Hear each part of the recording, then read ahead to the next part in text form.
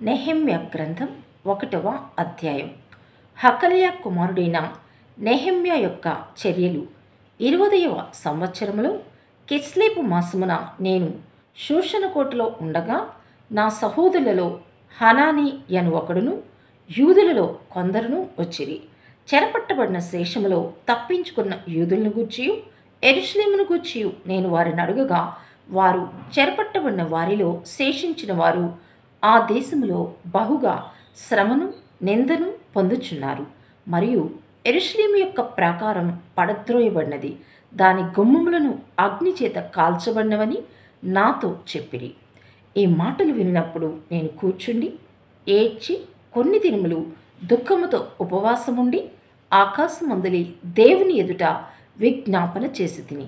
ఎట్లనగా, ఆకాశమందున్న దేవా, యెహోవా, భయంకరుడువైన గొప్ప దేవా, నిన్ను ప్రేమించి నీ ఆజ్ఞలను అనుసరించి నడుచు వారిని కటాక్షించి వారితో నిబంధనను స్థిరపరచువాడా, నీ చెవియొగ్గి నీ నేత్రములు తెరచి నీ సన్నిధిని దివారాత్రము నీ దాసులైన ఇశ్రాయేలీల పక్షముగా నేను చేయు ప్రార్థన అంగీకరించుము. నీకు విరోధముగా పాపము చేసిన ఇశ్రాయేలు కుమారుల దోషమును నేను ఒప్పుకొనుచున్నాను. నేనును నా తండ్రి ఇంటి వారును పాపము చేసి ఉన్నాము. నీ ఎదుట బహు అసహ్యముగా ప్రవర్తించితిమి. నీ సేవకుడైన మోషే చేత నీవు నిర్ణయించిన ఆజ్ఞలనైనను కట్టడలనైనను విధులనైనను మేము గైకొనకపోతిమి. నీ సేవకుడైన మోషేతో నీవు సెలవిచ్చిన మాటను జ్ఞాపకము తెచ్చుకొనుము. అదేదనగా, మీరు అపరాధము చేసిన ఎడల జనుల్లోనికి మిమ్మల్ని చెదరగొట్టుదును.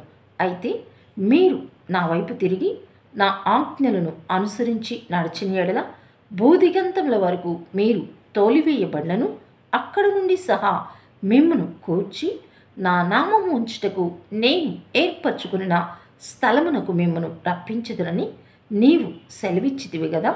చిత్తగించుము. నీవు నీ మహాప్రభావమును చూపి నీ బాహుబలము చేత విడిపించిన నీ దాసులకు నీ జనులు వీరే.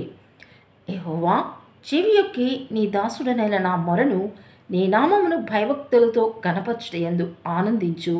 నీ దాసుల మొరను ఆలకించి ఈ దినమందు నీ దాసుని ఆలోచన సఫలపరిచి ఈ మనుష్యుడు నా యందు దయచూపునట్లు అనుగ్రహించుమని నిన్ను బతిమాలుకొనుచున్నాను అని ప్రార్థించి తిని నేను రాజునకు గిన్నె అందించువాడనై యుంటిని.